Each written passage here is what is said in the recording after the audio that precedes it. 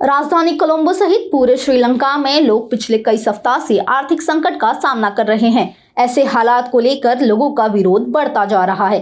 गुरुवार की देर शाम सैकड़ों लोगों ने राष्ट्रपति गोटाबाया राजपक्षे के निवास के बाहर भारी विरोध प्रदर्शन किया।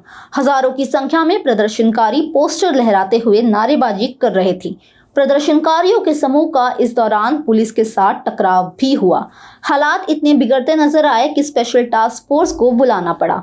इस दौरान पुलिस के उग्र भीड़ ने पुलिस की बस को आग के हवाले कर दिया।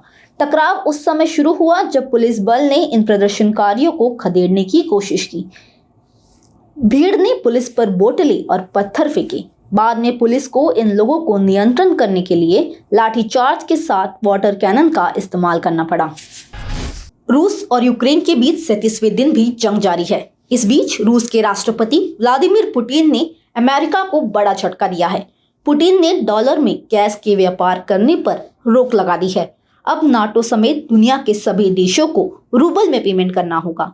रूसी राष्ट्रपति व्लादिमीर पुतिन ने गुरुवार को कहा कि सभी यूरोपियन संघ के सदस्यों सहित रूस के खिलाफ खड़े देशों को अप्रैल से गैस वितरण के भुगतान के लिए रूबल खाते बनाने की जरूरत होगी। यूक्रेन के लगातार हमले के खिलाफ पश्चिमी देशों ने रूस पर गंभीर प्रतिबंध लगाए हैं, जिसमें उसके विदेशी मुद्रा भंडार को फ्रीज करना भी शामिल है। अमेरिका ने पहले ही रूसी तेल और गैस के आयात पर प्रतिबंध भी लगा चुका है। रूस और यूक्रेन के बीच 37वें दिन भी जंग लगातार जारी है। इस बीच अमेरिका ने आशंका जताई है कि पुतिन अपने कुछ सलाहकारों को हाउस अरेस्ट के तहत रख सकते हैं। अमेरिका के राष्ट्रपति जो बाइडेन ने गुरुवार को कहा कि संभावना है कि रूसी नेता व्लादिमीर पुतिन अपने कुछ सलाहकारों को घर में नजरबंद कर लिया हो। यूक्रेन में युद्ध को लेकर पश्चिमी आकलन पर भी पहली बार सार्वजनिक टिप्पणी में बाइडेन ने यह भी कहा कि उन्हें यूक्रेन के कुछ हिस्सों में हमलों को कम करने के मॉस्को के दावे के बारे में संदेह है।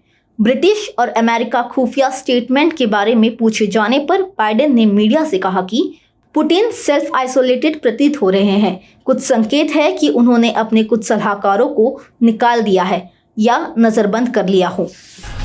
अमेरिका के राष्ट्रपति जो बाइडेन के शीर्ष सलाहकार दिलीप सिंह ने अपने भारतीय समकक्षों के साथ रचनात्मक बातचीत की है। व्हाइट हाउस ने बृहस्पतिवार को यह जानकारी दी।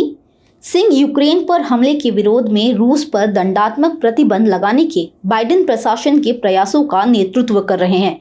वह यूक्रेन के खिलाफ रूस के अनुचित युद्ध के परिणामों और इंडो पैसिफिक इकोनॉमिक फ्रेमवर्क के संबंध में गहन चर्चा करने के लिए 30 और 31 मार्च को भारत यात्रा पर गए थे। पेट्रोल और डीजल की बढ़ती कीमतों के साथ ही सरकार ने लोगों को महंगाई का एक और झटका दे दिया है। आज यानी 1 अप्रैल 2022 से सरकार ने नेशनल हाईवे पर टोल टैक्स को भी बढ़ा दिया है। सरकार के टोल टैक्स बढ़ाने जाने के फैसले को शुक्रवार रात 12 बजे से ही लागू कर दिया गया है। इसका सीधा असर सामान के ट्रांसपोर्टेशन और कार सवारों पर पड़ेगा, जो एक शहर से दूसरे शहर आमतौर पर ट्रैवल करते रहते हैं। अब लोगों पर महंगाई की डबल मार पड़ रही है, क्योंकि पहले पेट्रोल और डीजल के दाम बढ़े और अब टोल टैक्स की बड़ी कीमतों ने लोगों के सफर को और ज्यादा महंगा कर दिया है। गौरतलब है कि आज से टोल टैक्स में करीब 10 से 12% की बढ़त की जाएगी।